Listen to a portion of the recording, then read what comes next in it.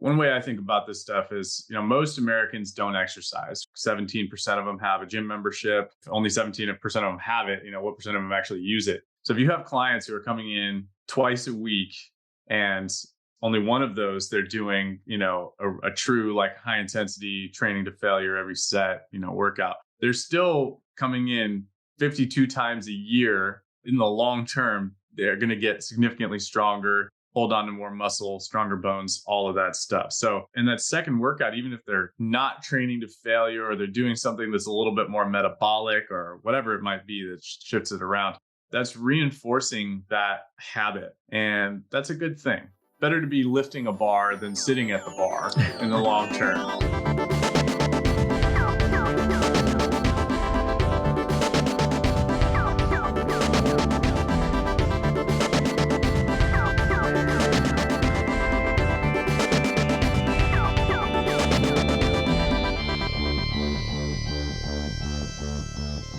We are about to launch Truth Not Trends. Truth Not Trends. What is going on, people? Hello, everyone. We're here.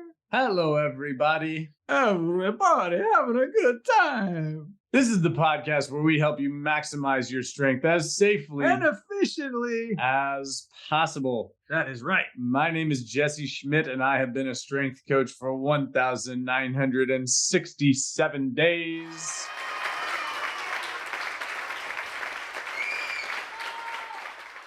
My name is Liam Bauer, and I just had a birthday, so you need to know that I have been around for 720 months. Wow! AKA 3,120 weeks. Wow! 21,900 days. Wow! 525,600 hours. 31,536,000 minutes. Wow! Or 1,892,160,000 seconds.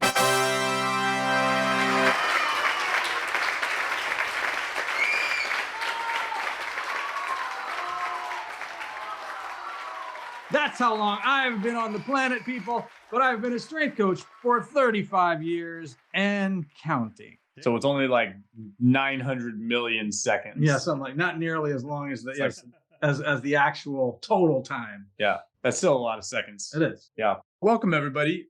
Today we got a solo round coming at you. Solo round. We're going to talk about some protocols you can do if doing one set to failure is getting monotonous or it's challenging for you or for your clients. We could call this not to failure training, whatever you want to call it, but we're going to give you some tools that you can use to mix things up, shake them up, and still get people good results without feeling like they're just sort of doing long, slow, heavy sets with no end in sight. That's right. We want this to be used for people that struggle with the idea of that open-ended, like just do as many as you can. You have those clients who just want a goal or a specific number. These are ideas that could be helpful for those type of clients.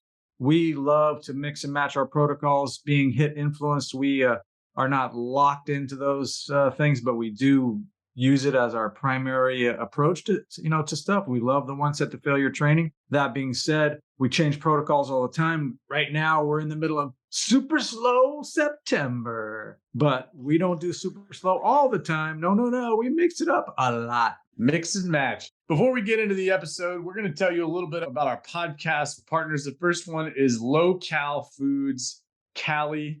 Feed your inner athlete. That's right. So Low Cal Foods is a Bay Area-based food delivery service. They create customized meals just for you when your schedule gets crazy and cooking just ain't in the cards. So, they have preset meals. You can customize them yourself. You can mix and match. They'll deliver them to your home, or you can come pick them up right here at the TNT studio. Even better, you can use our discount code TNT Strength 5 to get 5% off your order. So definitely take advantage of that. That's right. They are delicious. We're lucky enough to enjoy them on a weekly basis. Oh, Another one of our partners we always have to mention is the Harambee System. The Harambee System is a band-based strength training system made right here in the USA.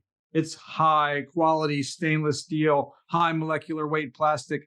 It's got patent pending sling system that allows you to stack those bands It can go all the way up over 1,000 pounds of resistance. The Harambee system basically allows you to create any type of barbell-based movement using resistance bands in your home. It's portable. It's indestructible. Take it anywhere. We use it here at the studio pretty much every week. We love it. We love it. We want it. We love it. We want more of it. We recommend highly that you go out and get the Harambee system made by our friend Khaled Borbeya. He is an awesome guy, crushing the social media. We're lucky to have him as a partner, and we enjoy it. We hope you are out there exploring the Harambee system offerings, Facebook, and all that good stuff. And if you go to the Harambee store, take advantage of our code and use the code TNT to get 15% off anything in the Harambee store. Oh, yeah. So everybody, please enjoy this solo round with Taku and Wonder Boy.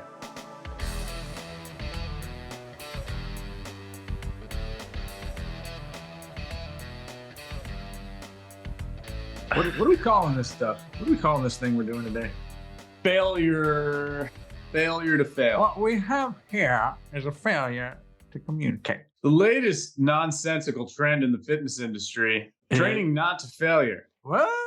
Training not to failure? It's not really the latest thing because people have been doing it always Are we talking about and training still not to do failure? it mostly. Well, we're not. We are and we're not. I think we're calling this like challenging clients who don't like to fail. Well, maybe it works best if we contrast what we're going to be talking about with what we recommend generally for training protocols. So at TNT Strength and in our TNT Strength podcast, we essentially are recommending people do 2 full body workouts per week, 1 single set to muscular failure, meaning you just kind of do as many reps as you can. In CrossFit, they call it an AMRAP, and it's a special thing that you only do sometimes. Although the reality is even with that, right, which we can get into later, there's usually like a set time, right, with CrossFit. It's like as many reps in X amount. It's not like it's not open-ended, like just keep doing reps until you can't do whatever again. So, but when you come into the TNT studio or when you listen to our interviews with our podcast guests about clients in their studios, typically what's happening is they're giving each of their clients a weight that person can perform reps with for somewhere between 30 seconds and maybe 2 minutes on the high side until that person reaches muscular failure. And we all do that. There's a consensus about that we should do that because training a muscle to concentric failure is what stimulates new strength and muscle. We all know this. This is why we do it. This is why we train hard, even though it's uncomfortable, especially the older we get, because things like osteoporosis and sarcopenia and movement issues and bone density and all kinds of stuff start to come into the picture. And so we got to train those things hard. Yeah. And counterintuitively, this kind of training can also even reduce pain, through other things that are happening, hormonal changes, right? There's all kinds of benefits. We already know, we talk about it all the time, but we're going to talk about very specific protocols that we use for various reasons. Sometimes if you're in the HIIT niche, you may have those clients that really have a hard time with the open-ended idea of like, just do as many as you can or keep trying. There's not maybe some of you use rep ranges. Some of you just track time under tension. Some of you may have a combination of things, but most of the time you're having them try to, one up themselves and all those good things that we've talked about a million times. But you probably have encountered clients who struggle with that idea of just to go until they can't do one or to not have a very specific target in mind. Yeah, they might ask you before the set, okay, how many am I shooting for? Right. When as a coach, we know you're shooting for as many as you can. You might have done 10 last time, but you might be able to do 20 this time with the same weight or more weight, even depending on where you are in your sort of training cycle. Yeah. Or you might have a client, or this might be you training yourself. You might think, okay, how you're in the middle of the set. How many more do I need to do now? I mean, the answer always is if you finish one, you try another one. So as coaches, I mean, I think as a general practice, we try to read a person as they're doing their set. And when we get those people who really get fixated on a number, like I need to complete 12 reps in this set, or I'm a failure, or I need to get to 60 seconds or 90 seconds of time under tension, or else I'm a failure as a human being, because people think like that. Then we try to give them an arbitrary number of reps that's just outside of their capability. So if it looks to us, which this is not a perfect system at all, but if it looks to us like maybe they could get 2 or 3 more, we might say do 5. Or if it looks like they've got 1, we say try for 3. But we always have to dangle the carrot a little bit farther out, because that's what is going to cause a person to exert a maximal effort. And in exerting that maximal effort, stimulate some new strength and muscle. I'm sure you guys out there too, if you're in the hit niche or your personal trainers and so forth, you probably have those clients, which we definitely have a few of them around here, who tell you ahead of time, I got 2 more, I got 3 more, whatever. And then they just stop at that number, regardless of whether they could have continued to try. Occasionally I'll have someone do the opposite. They'll say, I've got 3 more. And then they get to that 3rd one and they realize that they can keep going, and they do, which is always nice to see. But there's a lot of them that just sort of tell you ahead of time, oh, this is my number, and and then they just stop at that predetermined area. I think it's important, because I think especially in the hit niche, we tend to be perfectionists. We really want everybody to wring out the towel and give every drop of effort that they're capable of giving every single workout. I mean, first of all, it's not going to happen with anyone 100% of the time. And then there's also a subsection of people that they just can't train to failure. They just, maybe occasionally, right? But some people, whether it's a neurological efficiency thing or just a tolerance of discomfort, whatever it is, they just can't get there. And at least the way I think about it is that, at least they're resistance training, right? Yeah. At least they're in there doing it. I mean, and they're working with a coach. They're not just messing around, lifting light weights and hoping for the best. Like, they have a coach giving them a weight that's challenging. So as long as we as coaches are following, or if you're listening to this and you're coaching yourself through your training, as long as we're following the principle of progressive overload, and good things are going to happen eventually. Right. Eventually, we're going to hopefully, and this is also not a guarantee. We're starting to get into the minutia here, but eventually the weight will become heavy enough where, let's say your program you're working is just doing 10 reps, just trying to complete, you do 3 sets of 10 reps, right? And if you get 3 sets of 10, then you increase the weight. Eventually, you'll get to a weight where you cannot complete 10 reps on the last set or something like that, or if you're just doing 1 set, you can't complete the 10th rep. And then you've probably reached muscular failure or gotten close. And that's something that in the area of exercise science research, strength training research, there is debate about. The first thing we want to talk about is reps in reserve, because that's we've sort of woven that through a lot of our last probably 20 or 30 podcast episodes, because it's starting to get a lot more, it seems like with researchers, a lot more focus. Yeah, it's a term that definitely has come into vogue recently, for sure. It's become a kind of a common thing that you hear. Train close to failure, as long as you're training, certain numbers. Sometimes certain coaches will get very, very specific with it, and they'll set these very predetermined numbers. Again, I'm lifting this percentage of my 1 RM and I'm leaving 3 reps in reserve. And again, as Jesse mentioned, we've talked about it a lot. Things we don't like, or things I don't like about reps in reserve, is that many athletes, even seasoned, very experienced athletes, can be really poor judges of how many reps in reserve they have left. So leaving that arbitrary number in the tank it's not always effective. Plus, would you leave reps in reserve every single time, or just sometimes? As a system, we prefer the idea that most HIIT influenced coaches do, is that just try to get as many as you can. Don't leave any in the tank. What we know in truth is that very few people are capable of training to true, complete concentric failure. And they probably are leaving some in the tank, but the goal is for them to dig as deep as they can in the moment, rather than, for me, most of the time, I don't want them stopping at some predetermined number unless I'm using a very specific protocol, which we're going to talk about as we move forward. Yeah. So the thing I always come back to, which a lot of people in the HIIT niche talk about, is that, how do you measure proximity to failure? If you have performed as many reps as you can and you can't lift the weight anymore, you've reached total concentric failure, right? Or you can use advanced overload techniques like forced reps, or you could do a static hold at the end of your set.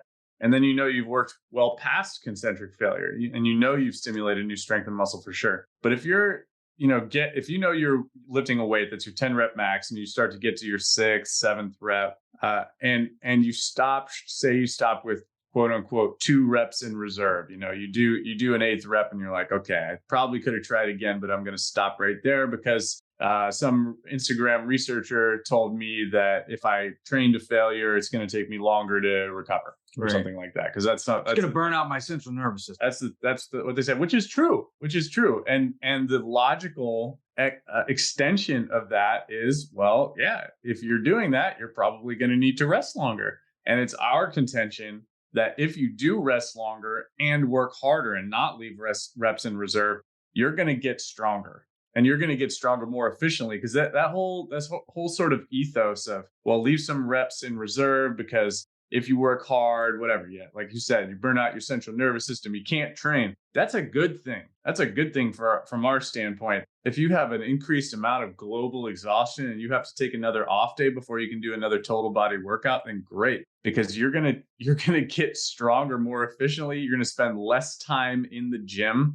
And that's a big part of our philosophy, is that you should not be spending all of your time in the gym, and that the strongest people we know train the least frequently. This is the most fundamental concept and the most challenging thing for people to grasp, because it goes against our instincts of, more is better. Like Liam said earlier, if you think you're leaving 2 reps in reserve, you're probably actually leaving 5 or 6 in reserve, and you may not be stimulating positive changes in muscle and strength. So also on the flip side, if the alternative, if you hate training to failure and the alternative is just not training at all, do reps in reserve, because just get out there and do it, know? And again, hopefully you're keeping accurate records, something that we never stop talking about, and you're tracking stuff. And you are progressing these other elements. Hopefully you're adding a little weight. You're trying to push those reps up in time, getting, as Jesse said, standard double progression, right? You're working to get 10. Once you've gotten 10, you could bump the weight up a little bit and start back up. And maybe you're always leaving a couple in the tank until it feels not so challenging.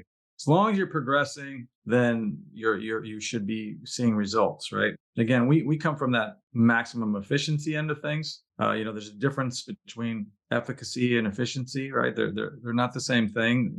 A program can be effective and inefficient. So, and again, it's effective, right? But we are striving for the least amount required to achieve the goal. So we're looking to kind of marry those two together, efficiency and efficacy. That's why we shoot with the stuff that we use. If you're not worried about efficiency, you can spend a lot more time in the gym and probably still slowly but surely make some progress. If it becomes more of a social ritual for you, that's okay, if that's what you love doing. But we want to talk about some of the things that we have used and we do use regularly to overcome these challenges with certain clients who struggle with, sometimes it's an emotional wall, right? That sort of getting close to that, because we're getting all kinds of alarm systems, the body's fight or flight stuff's happening, we know, and we're working real hard. And, I definitely have certain clients who have real emotional response, and they start to shut down really emotionally more than physically when they feel those alarms. And so you just have to, we have to have other tools in our toolbox that we can utilize to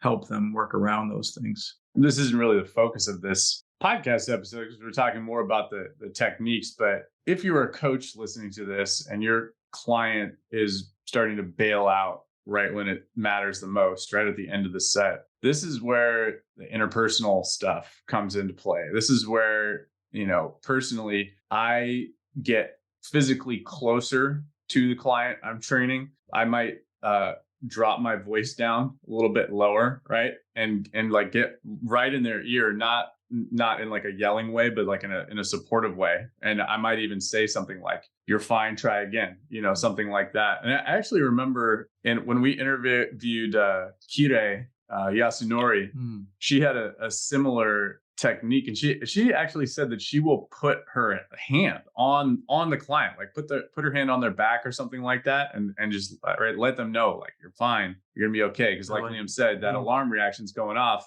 And some clients have a more visceral reaction than others, or some people, when they're training, they actually feel like they're physically in danger. And so that is where that sort of stuff I'll get close to a person, look them right in the eye and say, you can try again, that sort of stuff. So you got to sort of experiment and find the right sort of phrases that hit home with a person. Some people like, they like to be yelled at a little bit, but other people, they might feel threatened by that. And so that's more of the art than the science of being a good coach, because you have to coach the person in front of you, and you need to really be paying attention. As Jesse mentioned, people have very different needs or things that are effective for them, and some do want more of a drill sergeant, and some want more of a cheerleader, and some want someone just who's very supportive. So that you need to tune into that stuff as you're working with these people. And that's why that's the personal part of personal training, right? You're really developing a rapport with each of these individuals, and people think it's like a simple job, but there's a lot going on to connect with different people multiple times a day with very different personalities and needs and goals and preferences. Back at REC 2021, I gave a presentation on sliding door moments, and basically the sliding door moments are these small interactions we have where we build connection with people. And I think that that end of the set is a really crucial point where you can make a person feel very supportive. And I think it's just natural in the course of training. When we start out training, most people don't work hard relative to their potential. Sure. And we always talk about that in our studio it's a skill. You have to build the skill of, working hard, of whatever you want to call it, grittiness or, resilience. But I think that if you tap into those moments, if you connect with people and you support them in those moments when they're feeling most vulnerable, almost everyone is going to turn a corner. And sometimes it's like I can remember specific points with various clients where maybe they seemed a little bit aloof or like distant, or they weren't like fully invested yet in like working at their ass off, right? And then like one set where they pushed a little bit outside of their comfort zone, and they just fully committed after that. And they were like, wow, that was amazing, and they just they surprised themselves, they surprised you as the coach. And then from then on out, it's like they're just busting their ass in every set. Yeah, they have that light bulb moment, which is it's always fun to see when those things happen, for sure. So let's get into some of these other protocols that we use when a person, sometimes we just use it for variety, but a lot of the time we use it to maybe gamify things a little bit. If somebody just they might get bored with I'm just going to do as many monotonous reps as I can until I fail. So we got to switch it up.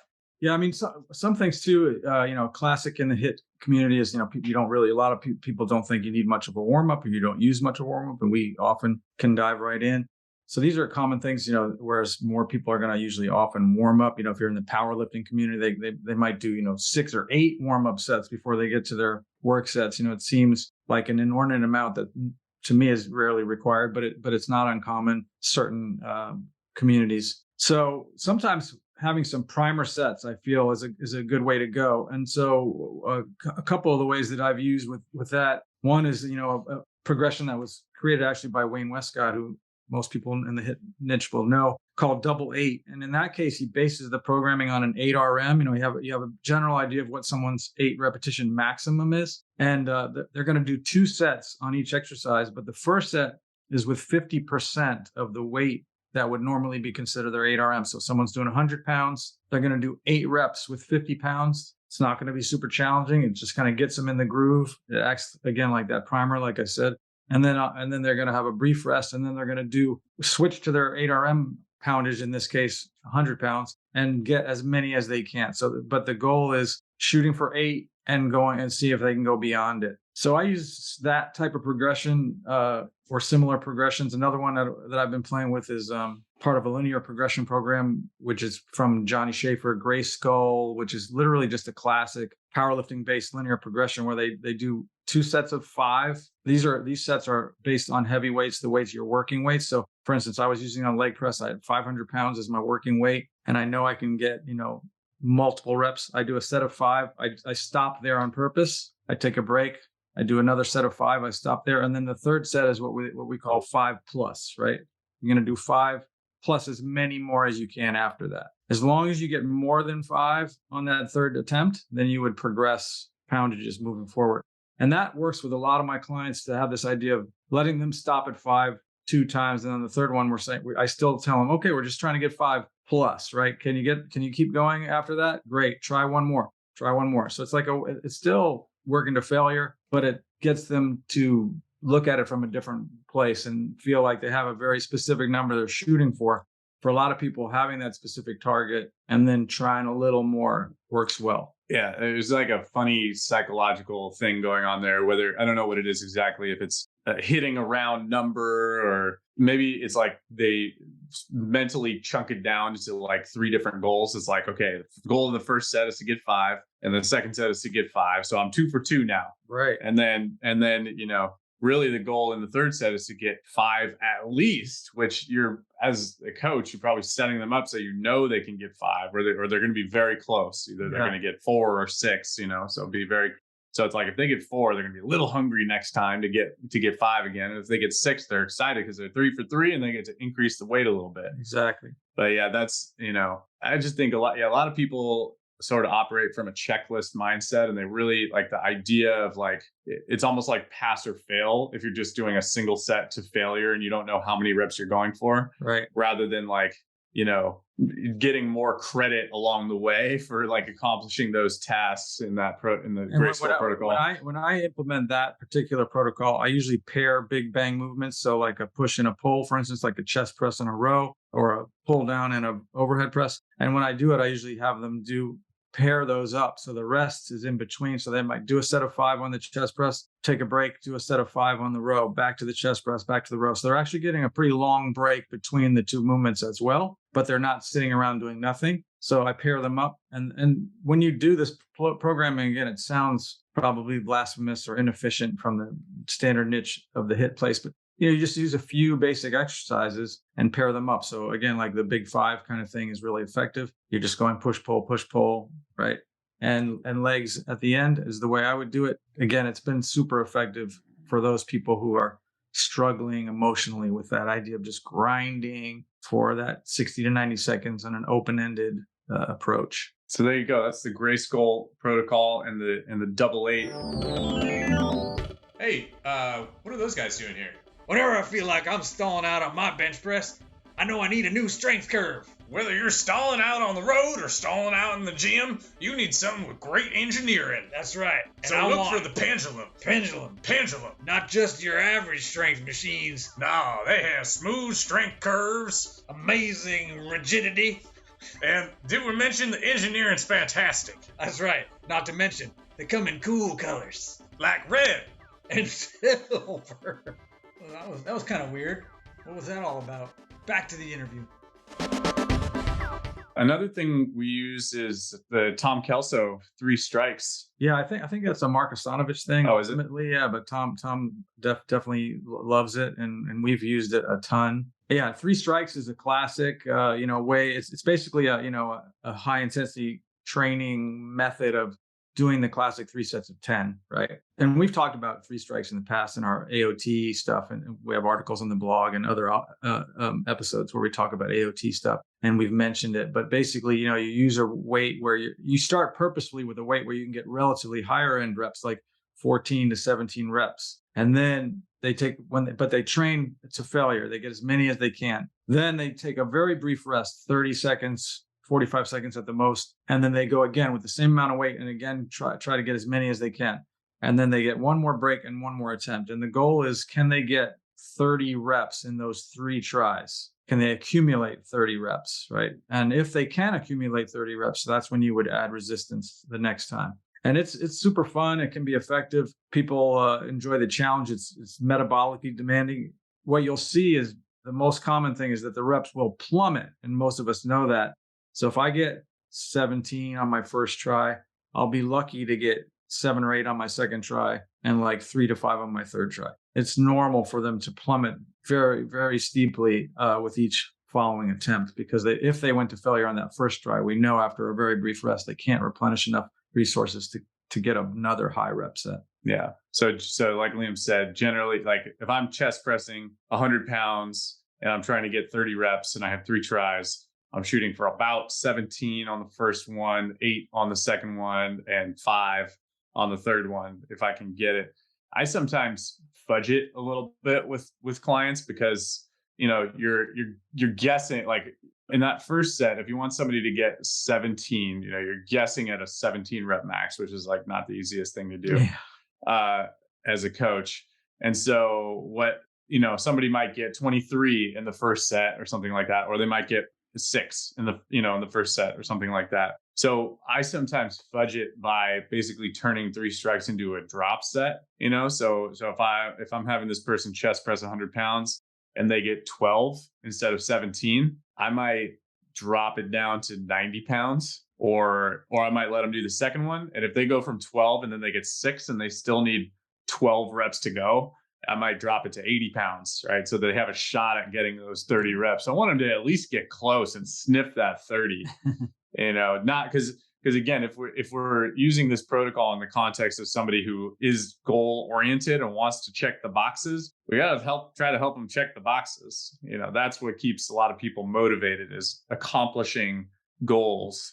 And the best case scenario of using 3 strikes, obviously, is you actually get a couple shots at getting to failure. And likely they will get to failure, true failure, on one of those 3 attempts. And also, again, it's efficient, right? You're not resting for a long time. You're accomplishing that. And for some people who are stuck on that idea that you need to do more than one set, it also helps them check that box, right? Like I'm not just doing one set of a certain exercise. And I don't even know if we mentioned this fundamental thing, which is that the goal of 3 strikes is to accumulate 30 reps.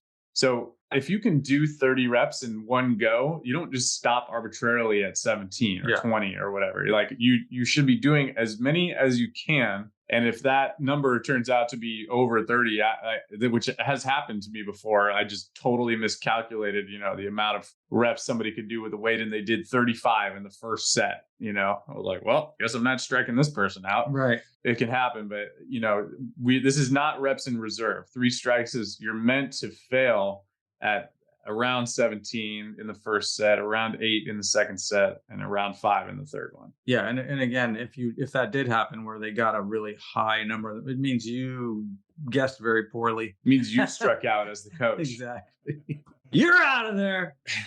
So another one of these things is the 2-minute drill. 2-minute drills. Yeah, this is one that I've used for years. That again it's sort of an AMRAP, or if you want to call it that, or it's a little more open-ended, but it's a specific. This is one I also use with people who might have a hard time with the idea of not knowing where the end is. So I'll set a clock, and you can use it. It doesn't have to be 2 minutes. It could be 30 seconds. It could be 1 minute. It can be any time. But it's how you couch it, right? So instead of saying try to train as many as you can, I tell them we're going to put 2 minutes on the clock. Your goal is to do as many reps as you can in that 2 minutes, right? It doesn't matter what that number is, but if there's time on the clock, they're not done. So let's just say you're bench pressing, you're on the clock, you're pumping out reps. They get 12 reps on the first try, and they set it down and they're like, whoo, I can't do anymore. And I go, you still got a minute on the clock, right? They only used 1 minute up in that first 12 reps. Then they're not done. They have to try to regroup and go again. It's an open-ended goal. So if they rest 5 seconds and try again, that's fine. If they rest 20 seconds and try again, they decide. But when the clock stops, the set is over. So as soon as that I'm giving them a countdown. They get 8 reps. I go, okay, you still got 1 minute and 12 seconds left. All right, now you got a minute. Okay, they get another 5 reps, and they go, okay, you still got 30 seconds left. And then they keep grinding out until the time is over, and then the 2 minutes is done, and then we move on to the next movement. And you track the total number of reps that they got in that 2 minutes. Usually I come up with an idea of what the high end would be. Maybe it's again like 30 or 40 total reps for that 2 minute block. And then when they can exceed that, you would add weight if you're using that protocol ongoing. And it can still be effective and efficient for people who, again, don't like quite as much of an open-ended goal. So like, again, we know 2 minutes, you're done in 2 minutes no matter what. Yeah. Talking about, this whole topic makes me think that what people really sort of fear is uncertainty. Like if they know they're shooting for 10 reps, they have it's like that's the rock that they can stand on, but if you're just like going arbitrarily, that's just, people are just uncomfortable with uncertainty. They're uncomfortable with being uncomfortable. So with these 2 minute drills, it's not a guarantee that you will reach failure, but it's, you probably will. And it's probably going to get metabolic. So I use these in a couple of different scenarios. I use them as finishers sometimes. Let's say, we finish the workout early, right? At TNT, we block off 30 minutes for, each person's workout. Sometimes we finish them in 20 because we encourage people to move efficiently. And so if it's been 20 minutes and, we've gotten through every exercise I've planned for the workout, I might just add something. I might just say, all right, we're going to do a 2-minute flutter kick drill. And chances are, a flutter kick, especially at the end of your workout, right? Your abs are tired. Your hip flexors might not be too tired yet, but chances are you won't be able to hold it for 2 minutes, and it's going to get metabolic. And I like sending people out the door breathing hard. I just think in general, people feel like if they're breathing hard when they're walking out the door, something good must have happened while they were in there. That's a good way to make that happen. I also there was a guy we were training a couple months back, and he was training with us 3 times a week, and we would do a push-pull leg split with him.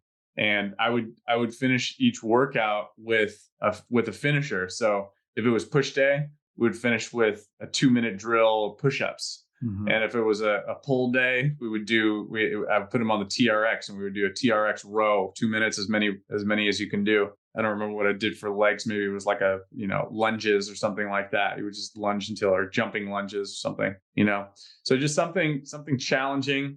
We joke with our clients, that there's probably a 50-50 chance you make it to your car, after you walk out the door. People like that feeling. It's fun to joke about when you just feel, kind of trashed at the end of your workout. And so a little bit higher volume with the 2-minute drill or the 3 strikes.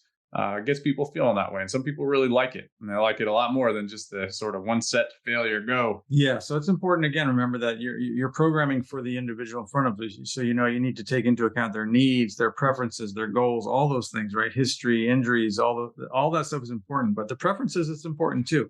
So we can't just force them into our methodology 100%. We want them to be happy. We've had clients recently who we do check-ins all the time and various types. And, we have clients who are here and sticking with it, but suddenly sort of let us know that they don't really enjoy certain aspects of how we're doing things. So we just completely reboot. Now we have the opportunity in our studio because we have literally every kind of tool available from the Nautilus MedX side and we also have all the dumbbells, barbells, sandbags, resistance bands, kettlebells. We have it all. So we have many options. And as long as people are working hard and progressing, then and they're coming back and they're enjoying it, then that's important. So sometimes, revamping the program is worth a look, and not, feeling like, maybe this style of training just doesn't work for you and you should go train someplace else. So ideally we like to keep people around, and hopefully everybody else would too.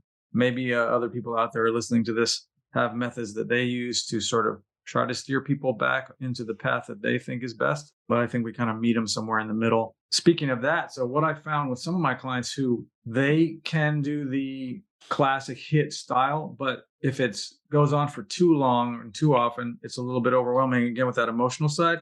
So what I'll do with these clients, if I'm seeing them 2 times a week, is a lot of times one of those workouts will be the classic HIIT workout style, 1 set to failure, get as many as you can, really dig for it.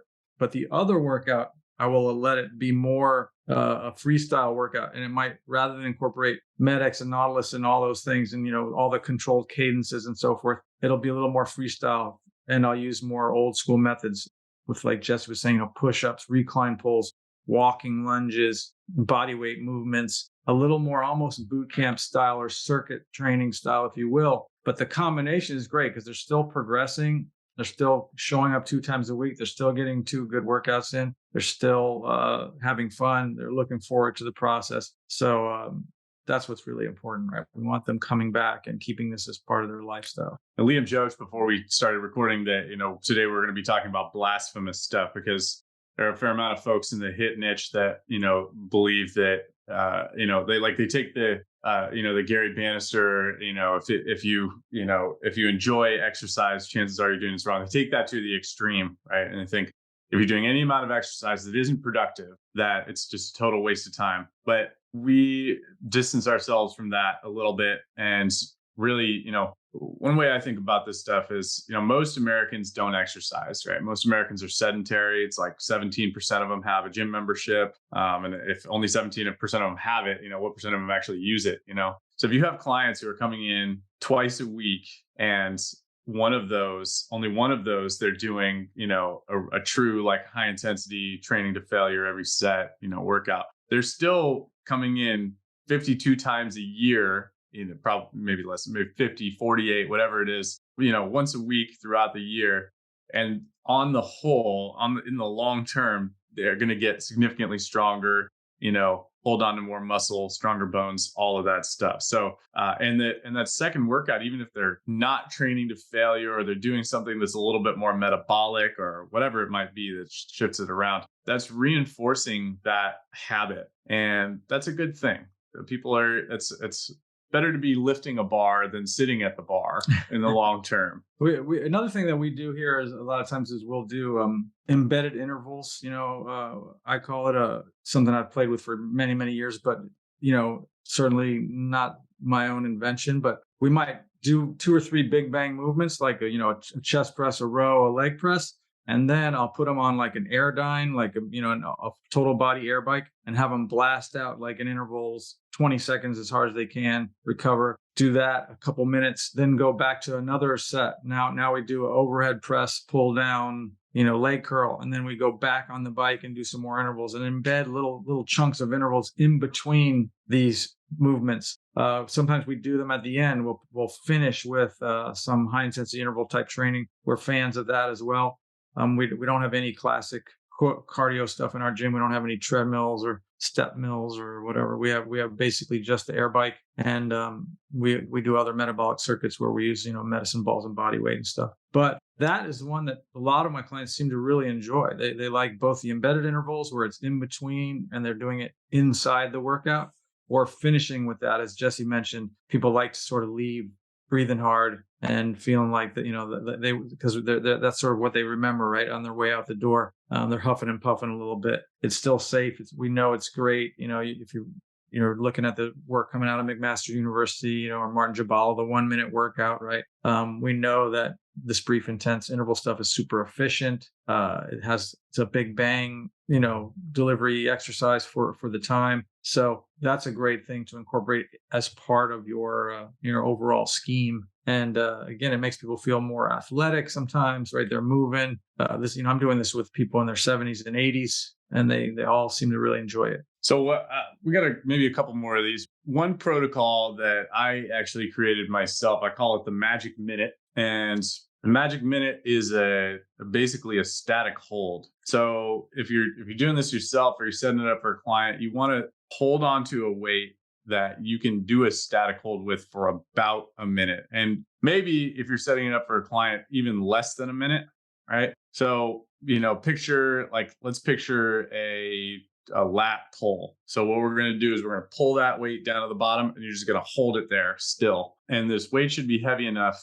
that, around a minute, it's going to get really, really tough. I usually try, to get a client to, it's going to be about 30% heavier, first of all, 30 to 40% heavier than the working weight that I might use. So if you know what yours or your client's 10 rep max is, just multiply that by, 1.3, and you're going to come up with the weight that you should be holding. So this is a good protocol for those people who are kind of fixate on like achieving a goal or whatever, because they're going to reach it. Let's say a person, they're holding 30% more weight than they're doing, reps with normally, and they only make it to 40 seconds when they're shooting for a minute. So what I'll have them do is put the weight down.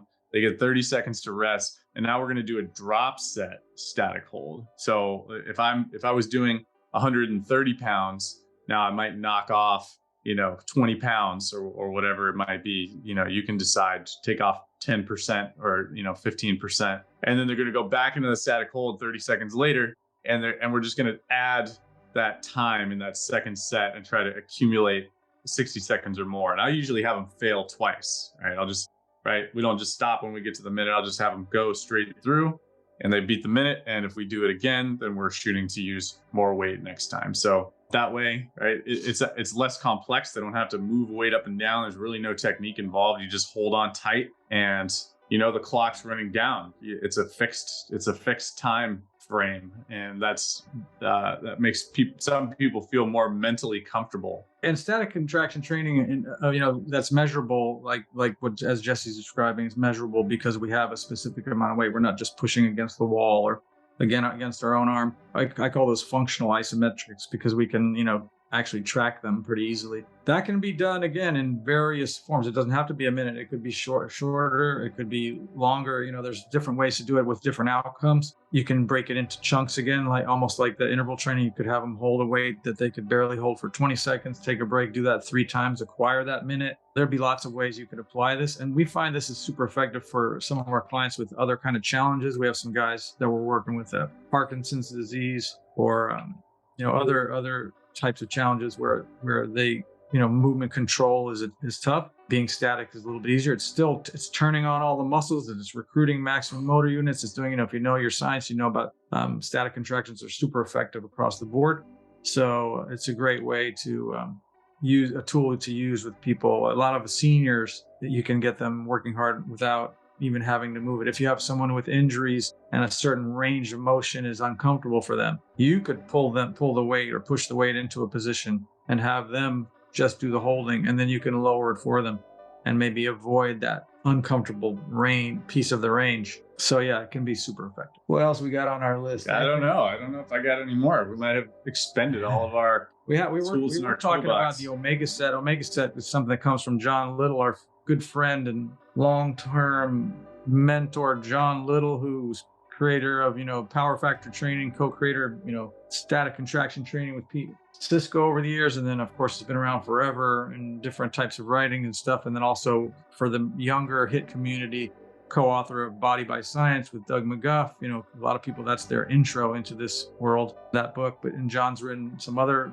great books. He's been doing this stuff for a long, long time. He wrote a great book called Max Contraction Training, which is it's a static contraction style of training, but done with movements in the fully contracted position. So imagine like a leg extension, but you hold it in the fully extended position. You're holding the weight, or a leg curl, fully curled position, or a pull down, as Jesse described, or a pec deck where you're holding that contracted position. And the Omega Sets, you do a weight that's so heavy that, you have to have partners for this. You do a weight that's so heavy, you might only be able to hold it in that fully contracted position for like 3 to 5 seconds. And what you do is you help them in there, they hold it. When they start to lose it, the partners help them get back to that contracted position and try to hold it again. And then they might do several attempts of trying to hold it as long as they can at a very heavy weight.